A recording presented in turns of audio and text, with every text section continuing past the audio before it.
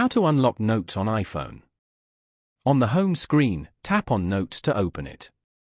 If you see the folder's view, tap on the folder that contains your locked note. Scroll through your notes and look for one with a padlock icon next to the title. Tap on the locked note to open its lock screen.